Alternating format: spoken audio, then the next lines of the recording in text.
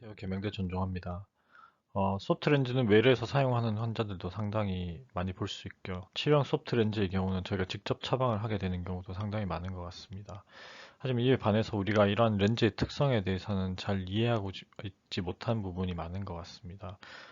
저는 오늘 소프트렌즈 재질의 변화와 각각의 특성에 대해서 한번 말씀드려보고자 합니다. 네, 먼저 소프트렌즈에 대해서 이해하기 위해서는 렌즈 역사를 조금 살펴보는 것이 필요하겠습니다. 다빈치와 데카르트는 콘택트 렌즈의 이론적 원리에 대해서 처음으로 제시를 했었고요. 그 이후에 실리콘 엘라스토머라든지 해마가 개발이 되면서 소프트 렌즈의 역사가 시작되었다고 볼 수가 있겠습니다. 1959년에는 체코의 화학자였던 비우트렐레가 처음으로 자신의 창고에서 하이드로제 소프트 렌즈의 시제품을 만들게 되었습니다. 이후에 바시름이 본격적으로 하이드로제 소프트 렌즈를 생산을 했었고요. 71년에는 FDA 공인도 받았습니다. 이후로 다양한 제품이 생산되기 시작을 했었고요. 1998년에는 바시론과 일본의 시바비전이 처음으로 상용화된 실리콘 하이드로젤 렌즈를 생산하기 시작을 했습니다. 앞서 렌즈 역사에서 잠깐 언급이 되었지만 소프트 렌즈는 크게 하이드로젤과 실리콘 하이드로젤의 두 가지로 구분을 할 수 있겠습니다. 이러한 두 가지 종류의 소프트 렌즈는 단순히 재질에서 차이가 나는 것뿐만 아니라 렌즈의 특성에 있어서 가장 중요한 DK 값의 차이가 크다고 할 수가 있겠습니다. 이러한 하이드로젤 렌즈는 실리콘 하이드로젤 렌즈에 비해서 상당히 낮은 DK 값을 가지고 있습니다. 이러한 낮은 DK 값은 매일 끼고 빼야 하는 데일리 렌즈와 수면 중에도 착용 가능한 연속 착용 렌즈를 구분하는 매우 중요한 요소라고 할 수가 있겠고요. 지금부터는 이러한 DK라는 렌즈의 특성과 소프트 렌즈의 재질에서 지속적으로 언급되는 하이드로젤이라는 것이 어떤 것인지에 대해서 계속적으로 얘기를 해보도록 하겠습니다. 네, 하이드로젤이라는 용어는 물을 뜻하는 하이드로와 젤의 합성어라고 할 수 있겠습니다. 수분이 있을 때 물에 녹지 않으면서 수분을 흡수하여 팽창하는 모든 물질들의 총칭이라고 할 수 있겠습니다. 이런 하이드로젤은 그림에서처럼 중합체 사이에 물을 포함할 수가 있어서 탈수 상태에서는 응축해 있다가 수분이 공급되면 중합체의 빈 공간에 수분을 저장하여서 팽창하는 특징을 가지고 있습니다. 이런 하이드로젤은 우리 주변에서도 흔히 만날 수 있고요. 가장 대표적인 것이 기저귀나 해파리, 두부 같은 것이 될 수 있겠습니다. 네, 다음으로 소프트 컨택트 렌즈의 퍼포먼스의 가장 중요한 요소인 케미컬 프로퍼티에 대해서 말씀드려 보겠습니다. 네, 1970년도 초에는 미국에서 FDA 승인을 받은 최초의 소프트 렌즈가 바시룸에서 판매가 되었습니다. 근데 아마도 당시에 굉장히 인기가 많았던 것 같습니다. 당시 뉴욕 타임즈의 기사가 되겠고요. 소프트렌즈 대란이라는 제목을 달고 있고 내용에는 바시룸의 주가가 급등하고 있다는 내용이 있었습니다. 그런데 당시에 어떤 일이 있었을지 상상을 해보면 아마도 렌즈를 너무 오래 끼거나 끼고 자는 경우도 엄청 흔했을 것 같습니다. 하지만 최초의 렌즈는 DK 값이 8이라는 만도 안 되게 낮은 스펙의 렌즈였기 때문에 당연히 안과에 렌즈를 착용하고 나서 충혈이나 각막염, 심한 경우에는 실명에 이르는 경우도 많았을 것으로 상상해 볼 수 있겠습니다. 네, 그래서 왜 이런 부작용이 생기는지 연구가 진행되었고 그 과정에서 산소 투과율이 중요하다는 사실을 알게 되었습니다. 산소 투과율은 DK란 용어로 표시가 되게 되겠고요. 아래서 보시는 것처럼 하이드로젤 렌즈의 DK 값은 워터 컨텐트와 비례하는 양상을 보이게 되겠습니다. 반대로 실리콘 하이드로젤 렌즈는 렌즈의 워터 컨텐트와 DK 값이 반비례하는 것으로 알려져 있습니다. 우측의 표를 보시면 초기 렌즈들의 스펙을 보실 수가 있고요. 가장 널리 판매된 보시름의 서프렌즈는 DK 값이 8밖에 되지 않았습니다. 하지만 이를 보완하기 위해서 렌즈의 두께를 32 마이크론으로 얇게 제작을 했고요. 이를 통해서 다른 렌즈들과 비슷한 산소 전달률인 DKT 값을 가지는 것을 보실 수가 있겠습니다. 네, 그러면 어떠한 팩터가 렌즈의 DK를 결정하는지도 알아야 되겠습니다. 렌즈의 크기나 모양, 표면 특성은 DK 값과 상관이 없는 것으로 분석이 되어 있고요. 두께, 재질, 온도가 이를 결정하는 것으로 알려져 있습니다. 일반적으로 온도값은 변경을 할 수 없는 팩터이기 때문에 두께와 재질이 가장 중요하다고 볼 수 있겠습니다. 두께는 아래 그림에서처럼 렌즈의 표준 DK 값이 100으로 되어 있더라도 원시 렌즈처럼 두께가 두꺼워지게 되면 중심부의 DK 값은 스펙보다 감소될 수밖에 없겠습니다. 그래서 렌즈의 두께는 산소 전달 능력과 반비례하고 DK 값은 산소 전달 능력과 비례하게 되기 때문에 렌즈를 통한 산소의 전달 능력은 DK 값을 두께 값인 T로 나눈 DK per T로 규정을 할 수 있겠습니다. 소프트렌즈에 의한 각막 부종을 취소하기 위해서는 특정 수치 이상의 산소 투과율이 필요한데 일반적으로 1일 착용은 24, 연속 착용은 87 DKT 값이 필요한 것으로 되어 있습니다. 하지만 하이드로젤 렌즈의 경우에는 90% 함수율을 가정했을 때 0.1mm의 중심 두께가 60 베러 센티미터의 값이 되기 때문에 연속 착용 기준을 만족할 수 없겠습니다. 따라서 이 경우는 60 마이크론 이하의 두께가 되었을 때 연속 착용에 적합한 90 베러 이상의 DKT 값을 가지게 됩니다.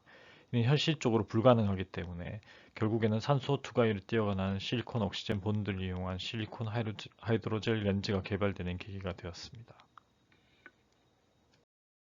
그럼 이러한 두 가지 머티리얼의 중합에 대해 살펴보겠습니다.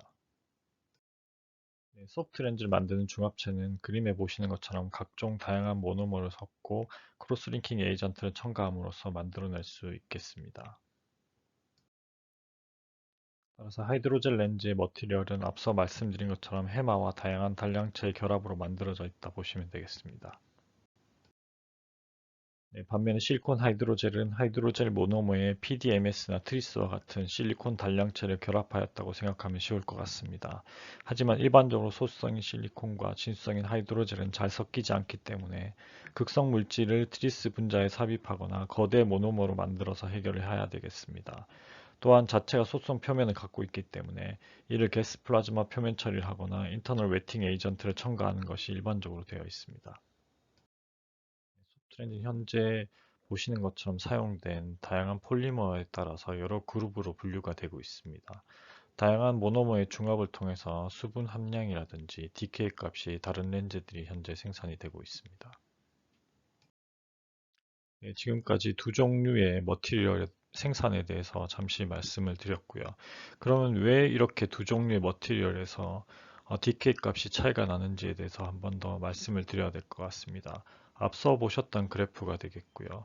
이것은 두 종류의 머티리얼이 산소를 투과하는 방법이 달라서 생기는 양상이라고 보시면 되겠습니다. 실리콘 하이드로젤은 하이드로젤에 비해서 재질 사이에 포호가 많이 존재하기 때문에 산소 투과율이 높다고 알려져 있습니다. 특히 산소 투과율이 높아지는 재질로 생산을 할수록 워터 바인딩은 일반적으로 감소되는 것으로 되어 있습니다. 또한 실리콘이라는 재질 자체가 산소가 잘 녹아 들어가는 성질을 가지고 있는 것이 특징이 되겠습니다. 반면에 하이드로젤은 재질의 워터 채널에 의해서 산소가 운반되는 것으로 알려져 있습니다. 렌즈의 산소 전달률이 저하되면 산소 공급 감소에 의해서 각막 내에서 어네어로빅 글라이콜리시스가 증가되면서 각막 실질 내의 락티 애시드가 증가되게 되겠습니다. 결국 내피의 펌프 기능이 플루이드의 인플로우를 막아내기 어려워지게 되고요. 각막의 수분 함량이 증가되면서 실질의 부종이 발생하고 각막의 투명도가 감소되는 과정으로 이어지게 되겠습니다. 다음으로 각막의 물리적 특성에 대해서 살펴보겠습니다. 소프트 렌즈에 요구되는 물리적 특성은 가장 중요한 것이 무엇보다 과학적 투명도가 되겠습니다. 하지만 이러한 투명도의 경우 상용화 된 렌즈는 대부분 우수한 것으로 되어 있습니다. 오히려 친수성이나 수분 흡수, 탄성 등이 착용에 있어서 중요한 요소가 되겠고요.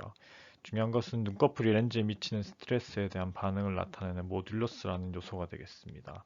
보통 실리콘 하이드로젤 렌즈의 경우 모듈러스가 높기 때문에 착용감이 하이드로젤에 비해서는 나쁘다고 할 수 있겠습니다.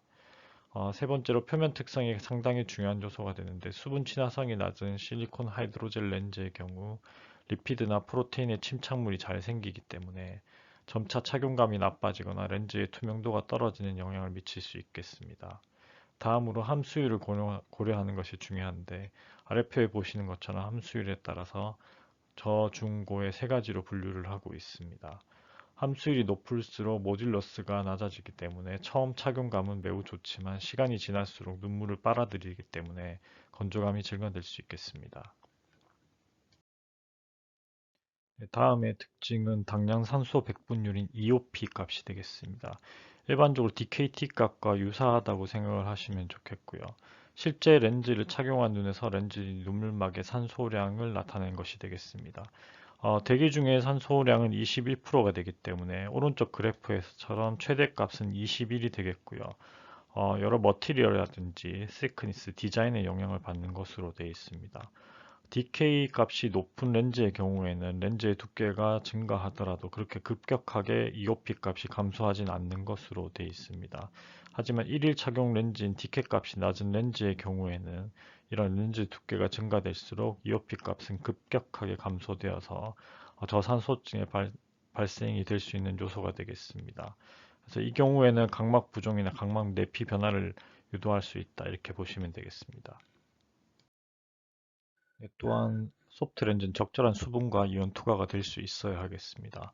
보통 하이드로젤 렌즈는 수분 함량이 저하되면 이온의 이동이 제한되게 되고요.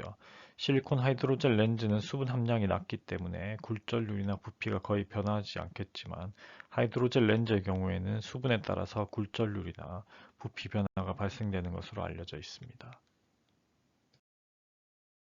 일반적으로 렌즈의 비중은 특히 하드 렌즈에서 중요한 요소로 되어 있고요. 그 경우는 렌즈의 두께가 증가할수록 무게가 무거워지기 때문에 렌즈가 아래쪽으로 처질 수 있겠습니다. 소프트 렌즈의 경우에도 중합체의 비중이 높은 경우에는 렌즈가 아래쪽으로 쏠릴 수 있기 때문에 렌즈의 두께를 얇게 제작하는 것으로 해결할 수 있게 되겠습니다. 그 외에도 온도나 눈물의 토니시티와 pH 그리고 보존액의 pH나 토니시티에서도 렌즈의 워피지가 생기거나 토탈 다이미터가 변하는 것으로 알려져 있습니다. 종합적으로 이러한 두 머티리얼에 생산되는 렌즈의 특성을 비교해보면 DK는 실리콘 하이드로젤 렌즈가 월등히 우수해서 연속 착용 렌즈 생산에는 적합하다고 할 수 있겠습니다. 하지만 웨터빌리티가 낮고 모듈러스가 높기 때문에 환자에서의 착용감은 다소 떨어진다고 볼 수가 있겠습니다. 뿐만 아니라 표면이 소수성으로 생산되기 때문에 추가적인 표면 처리가 필요하게 되겠습니다. 또한 각막 침착물이 좀 더 잘 생기기 때문에 민감한 눈이나 단기 착용에는 오히려 하이드로젤 렌즈가 적합하다고 볼 수가 있고 착용 시간이 긴 경우에는 실리콘 하이드로젤 렌즈가 더 적합하다고 볼 수가 있겠습니다. 경청해 주셔서 감사합니다.